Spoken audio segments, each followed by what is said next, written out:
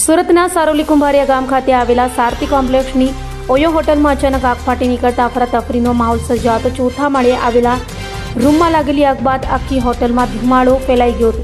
Fire વિભાગે ભારે જહેમત બાદ આગ પર કાબુ મેળવી લીધો હતો. સુરતના સારોલી કુંભારિયા ગામ ખાતે આવેલા સારથી કોમ્પ્લેક્સની ચોથા માળે આવેલી ઓયો હોટલમાં અચાનક આગ લાગવાની ઘટના સામે આવી હતી. હોટલમાં કુલ 19 રૂમ આવેલા છે, જેમાંથી 104 નંબરના રૂમમાં અચાનક આગ ફાટી નીકળી હતી. હોટલમાં યોગ્ય વેન્ટિલેશન ન હોવાથી થોડા જ સમયમાં આખી હોટલ ધુમાડાથી છવાઈ ગઈ હતી. ગાદલા અને લાકડાના ફર્નિચરના કારણે આગે વિકરાળ સ્વરૂપ ધારણ કર્યું હતું. ઘટનાના સમયે હોટલમાં રહેલા 3 જેટલા લોકો અંદર ફસાઈ ગયા હતા. ઘટનાની જાણ થતાં જ ફાયર વિભાગની ટીમો અને સારોલી પોલીસ સ્ટેશનનો સ્ટાફ તાત્કાલિક સ્થળ પર દોડી આવ્યો હતો.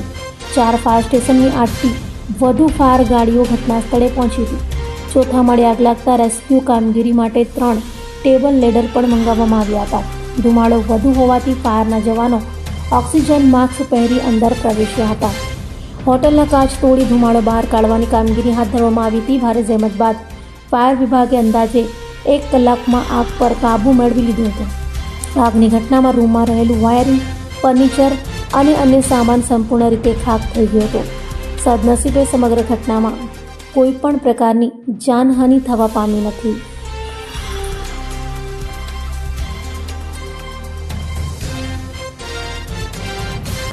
અભય થઈને નિષ્પક્ષતાથી નિરપેક્ષ રીતે વાસ્તવિકતાનો અરીસો રૂપી સચોટ માહિતી લાવતો સત્યની સાથે અભય ટાઈમ્સ.